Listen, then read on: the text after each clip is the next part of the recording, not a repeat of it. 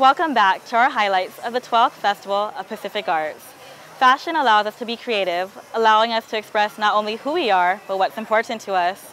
We had the chance to catch the final fashion show for the 12th Festival of Pacific Arts. We also got the chance to catch up with some very talented Pacific Island designers who told us more about their inspiration behind their designs.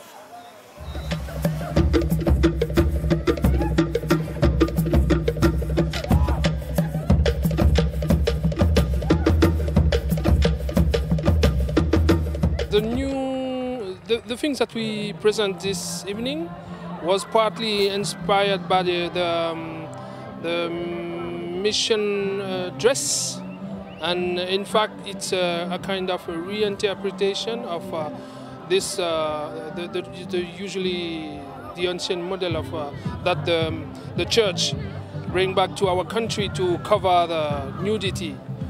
And the thing is today that is this type of dress is a kind of it's a claim for us for our identity. It's part of our culture right now.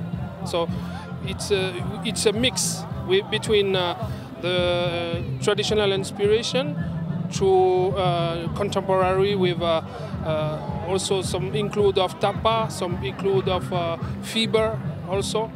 And the meaning is we want to promote a new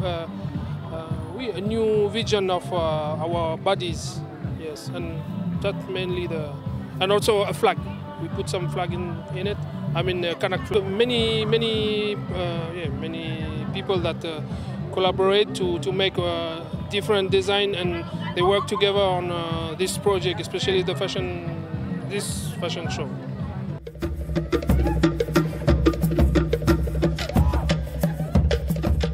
I was fascinated by the legend or the stories of Andi Viliwasa, who was the daughter of Ndenge, the snake god, and she was the first maiden of Ra to receive the tattoos or the vengia. And just like how stories of young women looked up to those who received their tattoos, it was like an act of coming of age, and how proudly they wore it, and how nowadays we don't really wear our tapa print like how the Samoans wear their tapa print. Their prints everywhere. And so I wanted to create something that represented how the placements of where tattoos would go, but also celebrate the Fijian culture.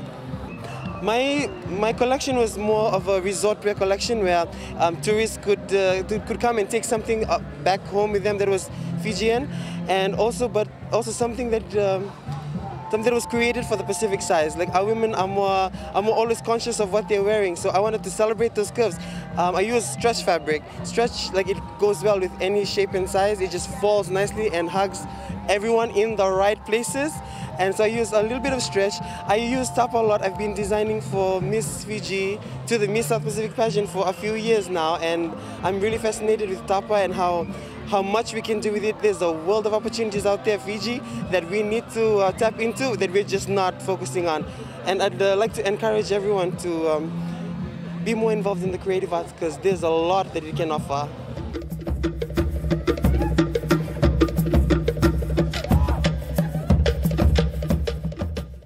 I believe that you have to wear clothes that are comfortable and it matches our warm weather. So, you know, people are going to be comfortable.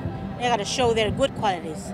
So, you know, it's for an island fashion, it's got to be comfortable and cool, and yet it shows our culture in it.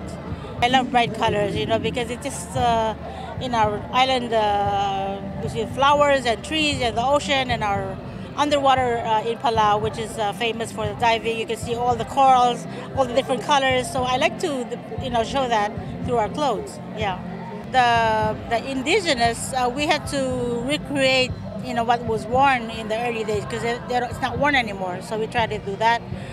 Some were our First Lady's collection.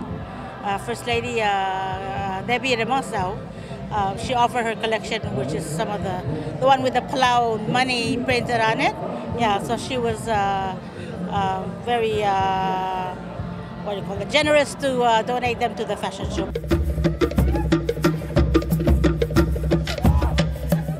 Our theme was based on past and present. So basically, to start the show off, we started off with traditional wear, which is made out of rito, We had Aloma and John Taulu who went out in rito costume.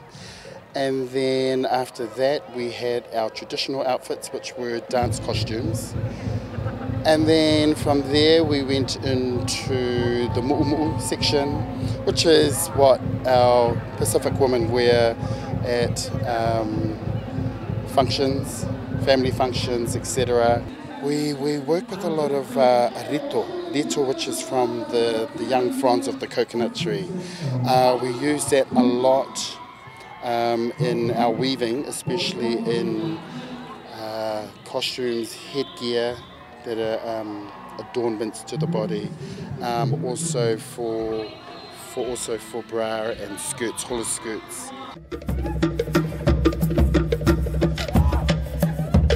Basically, my work is a gift because tau is the root word for tau in Chamorro means to give, and we want to be able to give our community a sense of pride, and a sense of pride through our stories, our Micronesian stories. And the lati kind of represents the foundation for our community here on Guam, and the representation of it being circular is meaning that the individual is a foundation for just more than one thing in their community.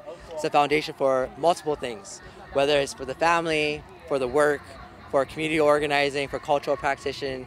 All of those kind of circumference the lati pattern. Then another one of my favorite patterns that stood out was my paluma pattern, which is an emphasis on the bird. And it's so awesome that the bird is a good symbol of how stories transfer or migrate.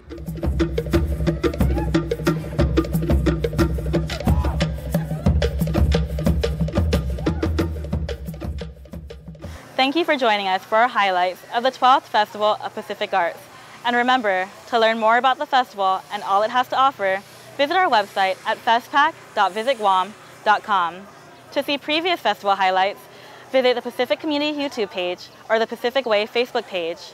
Tomorrow will be our final highlights of the festival, so don't forget to join us.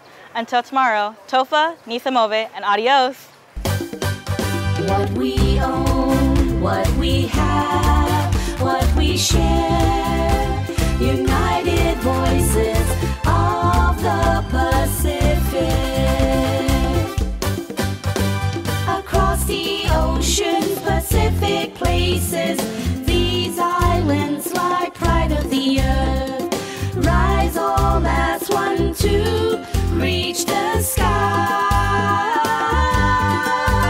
With wealth of tongues and hearts abound, we welcome all our souls profound.